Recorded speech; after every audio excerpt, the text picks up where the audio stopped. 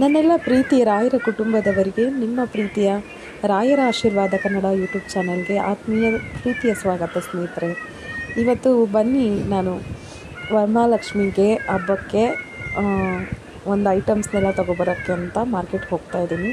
So ಬನ್ನಿ video ಶುರು ಮಾಡೋಣ. ಹಬ್ಬ ಅಂದ ತಕ್ಷಣ ತುಂಬ ಉತ್ಸಾಹ ಇರುತ್ತೆ, ಎಸ್ಪೆಷಲಿ ಹೆಣ್ಮಕ್ಳಿಗೆ. ಹಬ್ಬದ ಪ್ರಿಪ್ರೇಷನ್ ಹೆಂಗೆಲ್ಲ ಮಾಡಬೇಕು ಅಂದ್ಕೊಂಡಿರ್ತೀವಿ ಅಂದರೆ ನಮ್ಮ ಬ್ಯುಸಿ ಶೆಡ್ಯೂಲಲ್ಲೂ ಸಹ ಹಬ್ಬಕ್ಕೆ ತಯಾರಿ ಅಂತ ಒಂದು ನಡೆಸಲೇಬೇಕಾಗುತ್ತೆ. ಯಾಕಂದರೆ ನಮ್ಮ ಒಂದು ಹಬ್ಬಗಳಲ್ಲಿ ತುಂಬ ಅಂದರೆ ಶ್ರಾವಣ ಮಾಸದಲ್ಲಿ ತುಂಬ ಹೆಣ್ಮಕ್ಳು ಇಷ್ಟಪಟ್ಟು ಮಾಡುವಂಥ ಹಬ್ಬ ಅಂದರೆ ಅದು ವರಮಹಾಲಕ್ಷ್ಮಿ ಹಬ್ಬ ಅಂತಲೇ ಹೇಳ್ಬೋದು. ಅದಕ್ಕೆ ಎಷ್ಟೆಲ್ಲ ಪ್ರಿಪ್ರೇಷನ್ ಮಾಡ್ತಾಯಿರ್ತೀವಿ ಅಂದರೆ ನಾವು ಹೆಣ್ಮಕ್ಳು ನಿಜ ಹೇಳೋಕ್ಕಂತೂ ಆಗಲ್ಲ, ಅಷ್ಟು ಪ್ರಿಪ್ರೇಷನ್ ಮಾಡ್ತಾ ಇರ್ತೀವಿ. ಒಂದು 6 ತಿಂಗಳು ಮುಂಚೆಯಿಂದನೇ ಅಂತ ಹೇಳ್ಬೋದು. ಲಕ್ಷ್ಮಿ ಹಾಗಿರಬೇಕು, ಹೀಗಿರಬೇಕು, ಹಿಂಗೆ ಇರಬೇಕು, ಅಮ್ಮನವ್ರನ್ನ ಹೀಗೆ ಕೂರಿಸ್ಬೇಕು, ಇದೇ ಟೈಮಿಂಗ್ಸ್ಗೆ ಮಾಡಬೇಕು ಅಂತ ತುಂಬ ತಲೆಯಲ್ಲಿ ಓಡ್ತಾ ಇರುತ್ತೆ ಪ್ಲ್ಯಾನಿಂಗ್ಸ್ಗಳು. ಅದಕ್ಕೆ ನಿಜವಾಗ್ಲೂ ನಾವು ಹಬ್ಬದ ದಿನವೇ ಗೊತ್ತಾಗುತ್ತೆ ಎಷ್ಟು ದಿನದಿಂದ ನಾವು ಪ್ರಿಪ್ರೇಷನ್ ಮಾಡಿರ್ತೀವಿ. ಹಾಗೆ ಅದು ಎಷ್ಟು ಚೆನ್ನಾಗಿ ಬರುತ್ತೆ ಅಂತ ಅಂದಾಗ ಏನು ನಮ್ಮ ಮನೇಲಿ ಬಂದು ಲಕ್ಷ್ಮೀ ಅಮ್ಮನವ್ರನ್ನ ಕೂರಿಸಿದಾಗ ಮುತ್ತೈದೆಯವರೆಲ್ಲ ಬಾಗಿನ ತೊಗೊಂಡು ಹೋಗಿದಾಗಲೇ ನಮಗೆ ಒಂದು ಸಮಾಧಾನ ಅಂತ ಹೇಳ್ಬೋದು ಅಲ್ವಾ. ನಿಜವಾಗ್ಲೂ ಹೆಣ್ಮಕ್ಳು ಯಾರೆಲ್ಲ ಇಲ್ಲಿ ನಮ್ಮ ಚಾನಲಲ್ಲಿ ಸಬ್ಸ್ಕ್ರೈಬ್ ಆಗಿದ್ದೀರಾ ಅವರು ನಿಮ್ಮ ಅನಿಸಿಕೆ ಅಭಿಪ್ರಾಯಗಳನ್ನ ಕಮೆಂಟ್ ಮಾಡಿ ಏನಿಸುತ್ತೆ, ನಿಮ್ಮ ಮನೇಲಿ ಹೇಗೆ ಲಾಭ ಮಾಡ್ತೀರಾ ಅಂತ. ಹಾಗೆ ಇದೇನಿದು ಸಡನ್ನಾಗಿ ಯೂಟ್ಯೂಬಲ್ಲಿ ಒಂದು ಡೈಲಿ ಲಾಗ್ಸ್ನ ಹಾಕಲಿಕ್ಕೆ ಶುರು ಮಾಡಿದ್ದಾರೆ ಅಂತ. ಆ್ಯಕ್ಚುಲಿ ಇದು ಒಂದು ಯೂಟ್ಯೂಬ್ ಜರ್ನಿ ಬಂದು ರಾಯರ ಆಶೀರ್ವಾದದಿಂದಲೇ ಶುರುವಾಗಿದ್ದು. ನಿಮಗೆ ಗೊತ್ತಿದೆ, ಡೈಲಿ ಲಾಗ್ಸಿಂದನೇ ನಾನು ಶುರು ಮಾಡಿದ್ದು ಆ್ಯಕ್ಚುಲಿ. ಬಟ್ ಅದು ಹೋಗ್ತಾ ಹೋಗ್ತಾ ಏನಾಯಿತು ಅಂದರೆ ನಾನು 21 ರಾಯರ ಮಠಗಳ ಸಂಕಲ್ಪ ಮಾಡ್ಕೋಬೇಕು ಅಂದ್ಕೊಂಡಿದ್ದೆ. ಸಂಕಲ್ಪ ಸೇವೆಯಲ್ಲಿ ನಿಮಗೂ ಕೂಡ ಒಂದು ದರ್ಶನ ಮಾಡುವಂಥ ಪ್ರಯತ್ನ ಮಾಡಿದ್ದೀನಿ ಅಷ್ಟೇ. ಅದಾದಮೇಲೆ ನಿಮಗೆ ಬೇರೆ ಏನೆಲ್ಲ ನನ್ನ ಲೈಫಲ್ಲಿ, ನನ್ನ ಜೀವನದಲ್ಲಿ ಶೈಲಿಗಳಲ್ಲಿ ಬದಲಾವಣೆಗಳನ್ನ ಆಗುವಂಥದ್ದು, ಮತ್ತು ಒಂದು ಸಣ್ಣ ಒಂದು ತುಣುಕು ನಿಮಗೂ ಕೂಡ ಕೆಲವರು ಈ ಥರ ಲಾಗ್ಸ್ನ ಇಷ್ಟಪಡ್ತಾರೆ, ಕೆಲವರು ರಾಯರನ್ನ ಮತ್ತು ರಾಯರಿಗೆ ಸಂಬಂಧಪಟ್ಟಿರೋ ವಿಚಾರಗಳನ್ನ ಇಷ್ಟಪಡ್ತಾರೆ. ಸೊ ಹಾಗಾಗಿ ಎರಡನ್ನೂ ಸಹ ನಾನು ಮಾಡುವಂಥ ಪ್ರಯತ್ನ ಮಾಡ್ತೀನಿ. ಖಂಡಿತವಾಗ್ಲೂ ನಿಮಗೂ ಒಂದು ಒಳ್ಳೊಳ್ಳೆ ವಿಡಿಯೋಸ್ನ ನಿಮಗೋಸ್ಕರ ಹಾಕಲಿಕ್ಕೆ ಇಷ್ಟಪಡ್ತೀನಿ ಅಂತ ಹೇಳ್ತಾ, ಇಲ್ಲಿ ನೋಡ್ತಾ ಇರ್ಬೋದು ನೀವು ಮಾರ್ಕೆಟಲ್ಲಿ ಈ ಸೈಡಲ್ಲಿ ಒಂದು ಬ್ಲೌಸಸ್ ಆಗಿರ್ಬೋದು. ಮತ್ತು ಅಲ್ಲಿ ಮಾರ್ಕೆಟ್ ಅಂತ ಅಂದಾಗಲೇ ಚಿಕ್ಕಪೇಟೆ ಮತ್ತು ಅವಿನ್ಯೂ ರೋಡು, ಬಾಳೆಪೇಟೆ ಅಂತಾರೆ, ಸುಮಾರು ಆ ಕಡೆ ಮೆಜೆಸ್ಟಿಕ್ಕು ಹೋಗ್ತಾ ಸುಮಾರು ಏರಿಯಾಗಳಿಗೆ ಬರುತ್ತೆ ಮಾರ್ಕೆಟಲ್ಲಿ. ಅದರಲ್ಲೂ ಏನು ಬೇಕು ಏನು ಬೇಡ ಅಂತ ನಮಗೆ ಗೊತ್ತಾಗಲ್ಲ, ಅಷ್ಟು ಕನ್ಫ್ಯೂಷನ್ ಆಗಿರ್ತೀವಿ ಮಾರ್ಕೆಟ್ಗೆ ಹೋದರೆ. ಅದರಲ್ಲೂ ನಾನು ಬೇರೆ ಮಗು ಬೇರೆ ಕರ್ಕೊಂಡು ಹೋಗಿದ್ದೆ ನಮ್ಮ ಅಮ್ಮನ ಜೊತೆಗೆ. ವಯಸ್ಸಾಗಿರೋರು ಗೊತ್ತು ನಿಮಗೂ. ಅಮ್ಮ ಅಂದರೆ ಪಾಪ ಅವರು ಈ ವಯಸ್ಸಲ್ಲೂ ಆ್ಯಕ್ಟಿವ್ ಆಗಿ ನನ್ನ ಒಂದು ಎನರ್ಜಿಗೆ ಅವರು ಕೂಡ ಓಡಾಡ್ತಾಯಿದ್ರು ಪಾಪನ ಕರ್ಕೊಂಡು. ಆಮೇಲೆ ಅನ್ನಿಸ್ತು ನನಗೆ ಯಾಕಾದರೂ ಮಗುನ ಕರ್ಕೊಂಬಂದ್ವು ಅಂತ ಅನ್ನಿಸ್ತು. ಯಾಕಂದರೆ ನಮ್ಮ ಸಮ ಅವಳು ಕೂಡ ಎಲ್ಲ ಕಡೆಯೂ ಓಡಾಡಿಕೊಂಡು ಬರ್ತಾಯಿದ್ಲು. ಬೇರೆ ಮಕ್ಕಳಾಗಿದ್ದರೆ ಅಂದರೆ ಯೂಶ್ವಲಿ ಕೆಲವು ಮಕ್ಕಳೆಲ್ಲ ಕಾಲು ನೋವು ಎತ್ಕೊ ಅಂತ ಹೇಳ್ತಾ ಇರ್ತಾರೆ. ಬಟ್ ಈ ಮಗು ಅಂತೂ ನನ್ನ ಮಗಳು ನಿಜವಾಗ್ಲೂ ಬ್ಲೆಸ್ಡ್ ಅಂತ ಹೇಳ್ಬೋದು. ಎಲ್ಲೇ ಹೋದ್ರೂ ತುಂಬ ಬೇಗ ಯಾವುದೇ ಒಂದು ಸಿಚುವೇಶನ್ಗೆ, ಸಂದರ್ಭಕ್ಕೆ ಅಡ್ಜಸ್ಟ್ ಆಗಿಬಿಡ್ತಾಳೆ. ಅದು ಒಂದು ನನಗೆ ತುಂಬ ಅಡ್ವಾಂಟೇಜ್ ಅಂತ ಹೇಳ್ಬೋದು. ಹಾಗೆ ಇದೇ ಥರ ಮಕ್ಕಳಿದ್ರೆ ತಂದೆ ತಾಯಿಗೆ ಏನೂ ಕಷ್ಟನೇ ಇರಲ್ಲ ಅಂತ ಅನಿಸುತ್ತೆ ಮಕ್ಕಳು. ಮತ್ತು ಇನ್ನೊಂದೇನು ಅಂತ ಹೇಳಬೇಕು ಅಂದರೆ, ಅಲ್ಲಿ ಚಿಕ್ಕಪೇಟೆಗೆ ಹೋದಾಗ ನೀವು ಕೆಲವ್ರಿಗೆಲ್ಲ ಸೀರೆ ಎಲ್ಲ ಹೇಗೆ ಪರ್ಚೇಸ್ ಮಾಡಬೇಕು ಅಂತ ಗೊತ್ತಿರಲ್ಲ. ನನಗೂ ಸಹ ನಾವು ಕೂಡ ಈ ಥರ ಒಂದು ಸೈಡಲ್ಲಿ ಹೋಗಿದ್ದು ಫಸ್ಟ್ ಟೈಮು. ನಿಜಕ್ಕೂ ನನಗೂ ಏನೂ ಗೊತ್ತಿರಲಿಲ್ಲ ಸೀರೆ ಯಾವ ಥರ ತೊಗೋಬೇಕು ಹೇಗೆ ಅಂತ. ನಾನು ನೆಕ್ಸ್ಟ್ ವಿಡಿಯೋದಲ್ಲಿ ನಿಮಗೆ ತೋರಿಸ್ತೀನಿ. ಅಂದರೆ ಅಮ್ಮನವ್ರಿಗೆ ಏನು ಪ್ರಿಪ್ರೇಷನ್ ಮಾಡೋದಕ್ಕೆ ಅಂತ ಮಾಡ್ತೀವಿ, ಆವಾಗಲೂ ಕೂಡ ಪ್ರಿಪ್ರೇಷನ್ ವಿಡಿಯೋ ಅಂತ ನಾನು ಹಾಕ್ತೀನಿ ವರಮಹಾಲಕ್ಷ್ಮಿದು. ಆಗ ನೀವು ಹೋಗಿ ನೋಡ್ಬೋದು ಏನೆಲ್ಲ ತೊಗೊಬಂದಿದ್ದೆ ಮಾರ್ಕೆಟಿಂದ ಪರ್ಚೇಸ್ ಮಾಡಿ ಅಂತ. ಜಸ್ಟು ನನಗೆ ಅಲ್ಲಿ ಏನು ಯಾವ ಸೀರೆ ತೊಗೊಳ್ಳೋದು ಯಾವ ಸೀರೆ ಬಿಡೋದು ಗೊತ್ತಿಲ್ಲ. ಅವ್ರು ನನಗೆ ಹೇಳ್ತಾ ಇದ್ದಿದ್ದಿಷ್ಟೇ. ಯಾರೋ ಒಬ್ಬರು ಅಂಕಲ್ ಬಂದರು, 600 ರೂಪಾಯಿಗೆ ಸ್ಟಾರ್ಟ್ ಆಗುತ್ತೆ ಸೀರೆ ಅಂತ ಹೇಳಿದ್ರು. ಮೈಂಡ್ ಸೆಟ್ಟಲ್ಲಿ ಇಷ್ಟೇ ಅಂತ ಹೇಳಿರಲಿಲ್ಲ. 10,000 12,000 ನಮ್ಮ ಕಡೆಯಿಂದ ಎಷ್ಟಾಗುತ್ತೆ ಅಷ್ಟು ನಮ್ಮ ಶಕ್ತಿ ಅನುಸಾರ ನಾವು ತೊಗೋಬೋದು.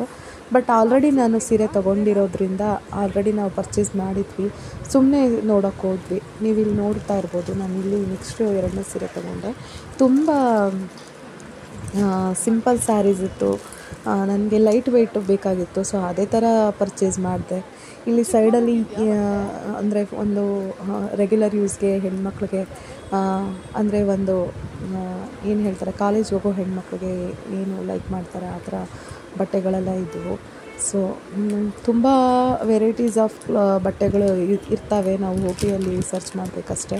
ಒಂದು ಅಂಗಡಿಗಿಂತ ಇನ್ನೊಂದು ಅಂಗಡಿ ಬೆಸ್ಟ್ ಅಂತ ಅನಿಸುತ್ತೆ. ಬಟ್ ನಮಗೆ ಸೂಟೇಬಲ್ ಆಗುತ್ತೆ, ನಮ್ಗೆ ಯಾವ್ದು ಇಷ್ಟ ಆಗುತ್ತೆ ನಾವು ಅದಕ್ಕೆ ಇಂಪಾರ್ಟೆನ್ಸ್ ಕೊಡಬೇಕಾಗುತ್ತೆ. ನಿಜಕ್ಕೂ ಕನ್ಫ್ಯೂಷನ್ ಆಗುತ್ತೆ ಯಾವ್ದು ತೊಗೊಳ್ಳೋದು ಬಿಡೋದು ಅಂತ. ಇಲ್ಲೆಲ್ಲ ನೀವು ನೋಡ್ತಾ ಇರ್ಬೋದು, ಇದೆಲ್ಲ ಆ್ಯಂಟಿಕ್ ಜ್ಯುವೆಲರ್ಸ್. ಅದು ಅಲ್ಲಿ ಅವ್ರು ಹೇಳಿದ್ರು ಅಮೌಂಟು ಕೊಟ್ಟು ತೊಗೊಳಕ್ಕಾಗಲ್ಲ, ಬಟ್ ಬಾರ್ಗಿಂಗ್ ಅಂತೂ ಮಾಡಬಹುದು. ಕೆಲವೊಂದು ಸಂದರ್ಭದಲ್ಲಿ ಬಾರ್ಗಿಂಗ್ ವರ್ಕೌಟ್ ಆಗುತ್ತೆ. ಕೆಲವೊಬ್ಬರು ತಗೊಳ್ಳಿ ಅಂತ ಹೇಳ್ತಾರೆ, ಕೊಡ್ತೀವಿ ಅಂತ. ಬಟ್ ಎಲ್ಲ ಕಡೆನೂ ಬಾರ್ಗಿಂಗ್ ಮಾಡಲಿಕ್ಕಾಗಲ್ಲ. ಸೊ ಒಂದು ಫಿಕ್ಸ್ಡ್ ರೇಟ್ ಅಂತ ಇರುತ್ತೆ. ಇಲ್ಲೆಲ್ಲ ಆ್ಯಂಟಿಕ್ ಜ್ಯುವೆಲರ್ಸ್ ಇದ್ವು. ಸೈಡು ಅಂದರೆ ಇದು ಗೆಜ್ಜೆ ಮಾಟಿಗಳಾಗ್ಬೋದು. ಮಾಟಿಗಳೇ ತುಂಬ ವೆರೈಟೀಸ್ ಇದ್ವು. 800 1000ವರೆಗೂ ವೆರೈಟೀಸ್ ಇದ್ವು. ಡಾಬುಗಳಾಗಿರ್ಬೋದು, ಮತ್ತು ನೆತ್ತಿ ಬೊಟ್ಟಾಗಿರ್ಬೋದು, ಮತ್ತು ಬ್ಯಾಂಗಲ್ಸ್ ಆಗಿರ್ಬೋದು, ಸರಗಳು ಎಲ್ಲ ಇದ್ವು. ಅಮ್ಮನವ್ರಿಗೆ ಆಲ್ರೆಡಿ ನನ್ನ ಹತ್ರ ಇರೋವಂಥ ಜ್ಯುವೆಲರ್ಸನ್ನ ಹಾಕೋಣ ಅಂತ ಅಂದ್ಬಿಟ್ಟು ನಾನೇನು ಎಕ್ಸ್ಟ್ರಾ ಅಲ್ಲಿ ಪರ್ಚೇಸ್ ಮಾಡಲಿಲ್ಲ. ಜಸ್ಟ್ ನಾನು ಒಂದು ಟಾಪ್ ತೊಗೊಂಡೆ ಅಷ್ಟೇ ಅಮ್ಮನವ್ರಿಗೆ ಅಂತ. ಅಲ್ಲಿ ನಾನು 2 ಸ್ಯಾರಿ ಮತ್ತು ಅಮ್ಮನವ್ರಿಗೆ ಕೈ ಕಾಲುಗಳು ಮತ್ತು ಮತ್ತು 2 ಸ್ಯಾರಿ ತೊಗೊಂಡೆ. ಇನ್ನೂ ಏನೇನು ತೊಗೊಂಡಿದ್ದೀನಿ ಅಂತ ನಾನು ಹಿಂದಿನ ದಿನ ಏನು ವರಮಹಾಲಕ್ಷ್ಮಿ ಹಬ್ಬದ್ದು ಹಿಂದಿನ ದಿನ ಏನು ಪ್ರಿಪ್ರೇಷನ್ಗೆ ಅಂತ ವಿಡಿಯೋ ಮಾಡ್ತೀನಲ್ವ, ಆ ವಿಡಿಯೋದಲ್ಲಿ ನಾನೆಲ್ಲ ನಿಮಗೆ ತೋರಿಸ್ತೀನಿ ಸ್ನೇಹಿತರೆ.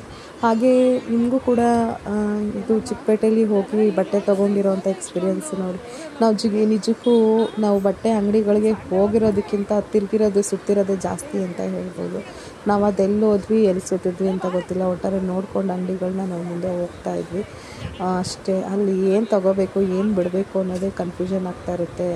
ಅಲ್ಲೂ ಕೂಡ ಕೆಲವೊಂದು ಹುಷಾರಾಗಿ ಇರಬೇಕು.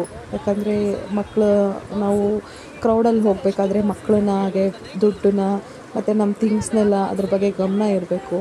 ಈ ಥರ ಜಾಗಗಳಲ್ಲೇ ತುಂಬ ಯಾಮಾರೋದಿರುತ್ತೆ. ಸೊ ಹಾಗಾಗಿ ತುಂಬ ಹುಷಾರಾಗಿರಬೇಕು ಅಂತ ಹೇಳೋಕ್ಕೆ ಇಷ್ಟಪಡ್ತೀನಿ ವಿಡಿಯೋದಲ್ಲಿ. ಹಾಗೆ ಇನ್ನೊಂದೇನು ಅಂತಂದರೆ, ನಾವು ತೊಗೊಳ್ಳೋವಂಥ ವಸ್ತುಗಳನ್ನೂ ಅಷ್ಟೇ ಡ್ಯಾಮೇಜ್ ಇರುತ್ತೆ. ಕೆಲವೊಂದು ರೇಟ್ಗಿಂತ ಜಾಸ್ತಿನೇ ಪೇ ಮಾಡಿರ್ತೀವಿ. ಅದು ನಮಗೆ ವರ್ತಾ ಅಂತ ನೋಡಿಕೊಂಡು ನಾವು ಪರ್ಚೇಸ್ ಮಾಡಬೇಕಾಗುತ್ತೆ. ಸೊ ಈ ಥರ ಒಂದು ಮಾರ್ಕೆಟಲ್ಲಿ ಹೋದಾಗಂತೂ ಎಲ್ಲಿ ನಮಗೆ ಬಾರ್ಗಿಂಗ್ ಮಾಡಿದಾಗ ವರ್ಕೌಟ್ ಆಗುತ್ತೆ ಅಲ್ಲಿ ಬಾರ್ಗಿಂಗ್ ಮಾಡಿದಾಗ ಅದು ವರ್ಕೌಟ್ ಆಗುತ್ತೆ ಅಂತ ಹೇಳ್ಬೋದು ಸ್ನೇಹಿತರೆ. ನೀವು ಇಲ್ಲೇನು ನೋಡ್ತಾ ಇದ್ದೀರಾ, ಇದು ಕೂಡ ಒಂದು ಬಳೆ ಅಂಗಡಿ ಅಂತಲೇ ಹೇಳ್ಬೋದು. ಮತ್ತು ಇದೆಲ್ಲ ನೆಕ್ಲೆಸ್ ಇರೋವಂಥದ್ದು. ತುಂಬ ಹೇಳೋದಕ್ಕೆ ಆಗಲ್ಲ, ಅಷ್ಟು ಎಕ್ಸ್ಪ್ಲೋರ್ ಮಾಡಬಹುದಾಗಿತ್ತು ಚಿಕ್ಕಪೇಟೆನ. ಬಟ್ ಅಲ್ಲಿ ನನ್ನ ಮಗು ಹಿಡ್ಕೊಂಡು ಮತ್ತು ನಮ್ಮ ತಾಯಿ ಜೊತೆ ಮತ್ತು ಎಲ್ಲ ಥಿಂಗ್ಸ್ನ ಕೈಯಲ್ಲಿ ಇಟ್ಕೊಂಡು ಎಷ್ಟು ವಿಡಿಯೋ ಮಾಡಲಿಕ್ಕಾಗತ್ತೆ, ಎಷ್ಟು ನಿಮಗೆ ನಾನು ತೋರಿಸ್ಬೇಕಾಗತ್ತೆ ಅಷ್ಟು ನಾನು ತೋರಿಸಿದ್ದೀನಿ ವಿಡಿಯೋದಲ್ಲಿ. ದಯವಿಟ್ಟು ಏನಾದರೂ ಹೆಚ್ಚು ಕಡಿಮೆ ಮಾತಾಡಿದರೂ ಸಹ ಕ್ಷಮಿಸಿ ಅಂತ ಸಾರಿ ಅಂತ ಕೇಳ್ಕೊತೀನಿ. ಮತ್ತು ಕನ್ಸಿಸ್ಟೆನ್ಸಿಯಾಗಿ ವಿಡಿಯೋ ಮಾಡಿ ಹಾಕ್ತಾಯಿಲ್ಲ ಅಂದಾಗ ನನಗೂ ಕೂಡ ಹೆಲ್ತ್ ಕಂಡೀಷನ್ಸ್ ಇರ್ಬೋದು, ಮತ್ತು ನನ್ನದು ಅದೇ ಪರ್ಸ್ನಲ್ ಜೀವನ ಇರುತ್ತೆ. ಅದ್ರದ್ದು ಮೇಲೆ ಗಮನ ಕೂಡ ಕೊಡಬೇಕಾಗುತ್ತೆ. ಸೊ ಹಾಗಾಗಿ ನಾನು ವಿಡಿಯೋ ಮಾಡಲಿಕ್ಕೆ ಕನ್ಸಿಸ್ಟೆನ್ಸಿಯಾಗಿ ಆಗ್ತಾಯಿಲ್ಲ ಅಂತ ಹೇಳ್ತಾ ಮುಂದಿನ ಒಂದು ಬೆಸ್ಟ್ ವಿಡಿಯೋಗಳನ್ನ ನಾನು ನಿಮಗೆ ಕೊಡ್ತೀನಿ.